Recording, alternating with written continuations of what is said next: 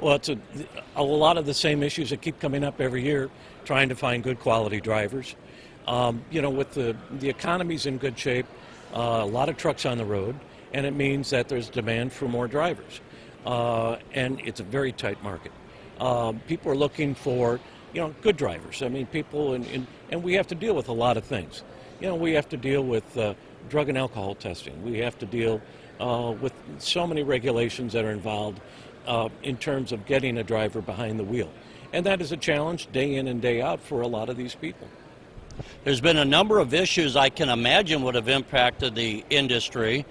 One is we've had in Illinois the fuel tax go up.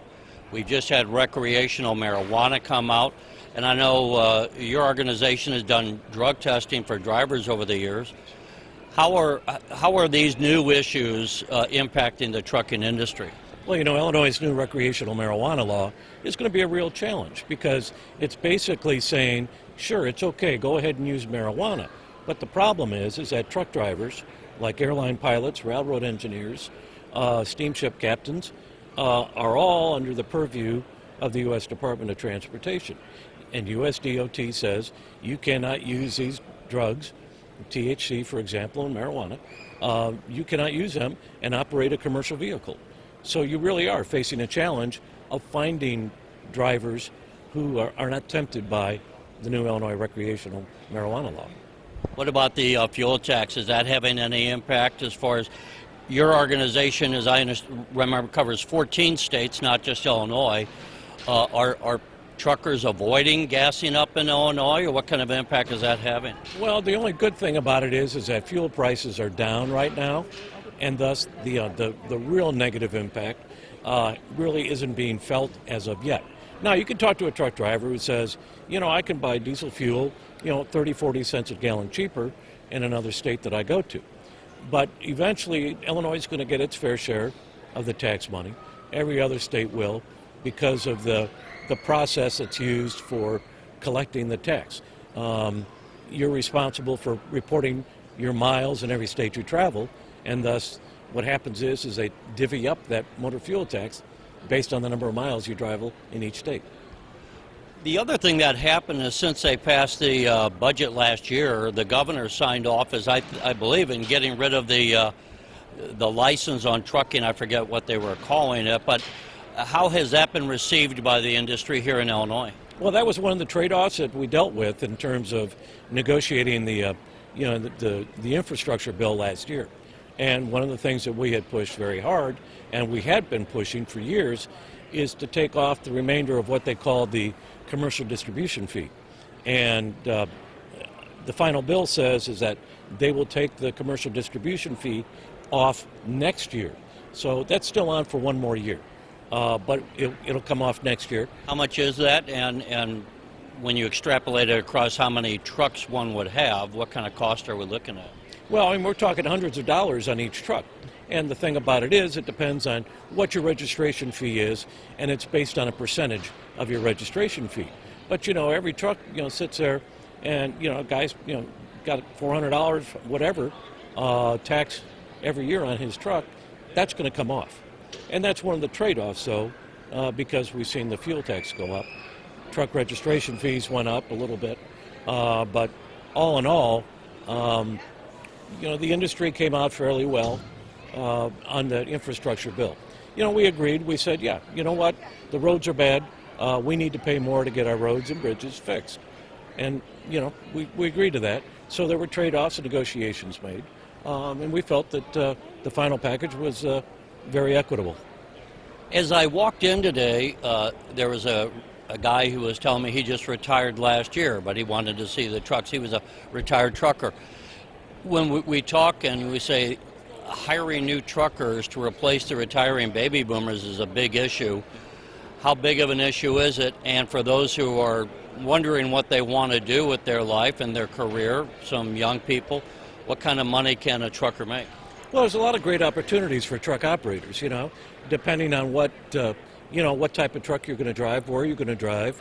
A truck driver comes in and, truck drivers, they can easily make $60,000, $70,000 a year.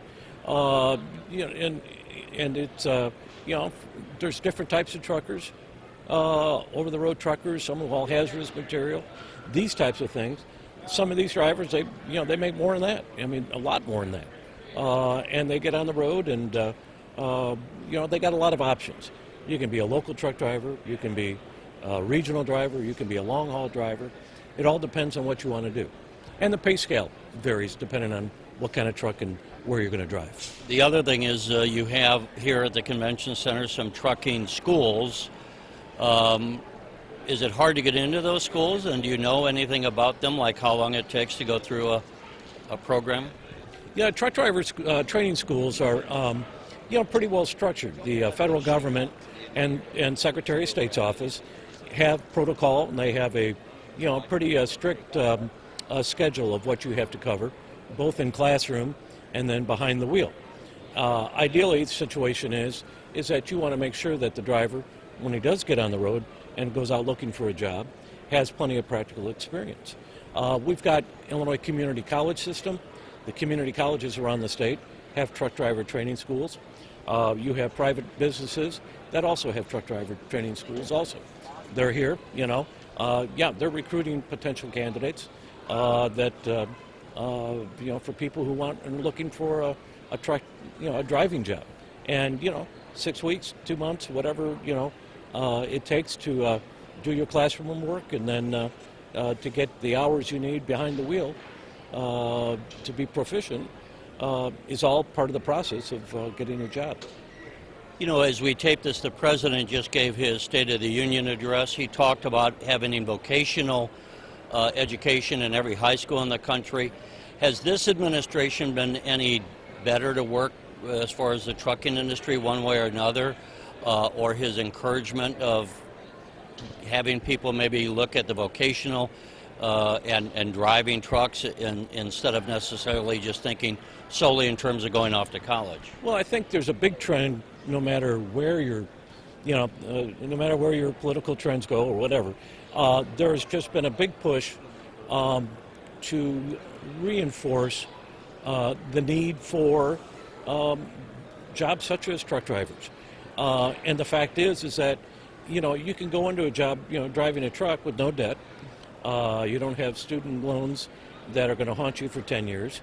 You, in fact, can get into a truck, get some experience, and then, if you want another job in the industry, there's plenty more. But a lot of guys, what happens is that they progress. They start driving locally. Maybe they're going to drive a dump truck, or they're going to drive, another truck making local deliveries. They want to expand beyond that. Maybe they'll do some regional driving or long haul, whatever. And then they get that experience and they build on it, and they get a career. And they can do that without going to college, because, some people aren't cut out for college. Everyone knows that. But unfortunately, what we've been doing is forcing a lot of people to go to college who really don't want to, or didn't, thought they had to go to college to get somewhere, and then they're saddled with all the debt and maybe not a good job at the end. Some people, I think people imagine these big trucks as we see behind you, and that's certainly a big part of the industry. We see them on the highways. But as you say, there's also that part of the trucking industry. We look at as an example of Amazon building all these delivery centers where you may be in the trucking industry, but you're home every night. You're going from the distribution center to people's homes. It might be like a UPS kind of a driver. So it's not necessarily over the road where you're gone from the family for 3 weeks out of the month or something. No, and the industry has really changed because of the way that the railroads and the trucking industry kind of work together. Intermodal containers have revolutionized transportation. The idea of a long-haul trucker being a guy who maybe would drive from here to the West Coast and back and on a weekly basis nonstop, that's not the typical trucker anymore. Yeah, we see that because you put the trailers on the back of a train, right? So someone then with a truck picks up the trailer out in California or something and does the long distance. And what you see here is that you see intermodal traffic coming through. And what they do is that they end up like in a place like Joliet, where thousands of containers come off trains every day.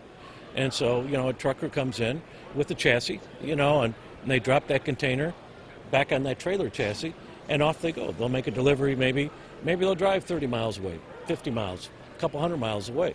But it's not like they're going all the way back out to the West Coast to bring a trailer back anymore. So the two modes of transportation work pretty well together.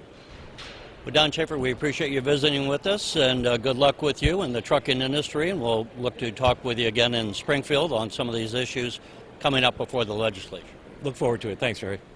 Thanks for watching, and if you haven't already, please consider subscribing to our channel.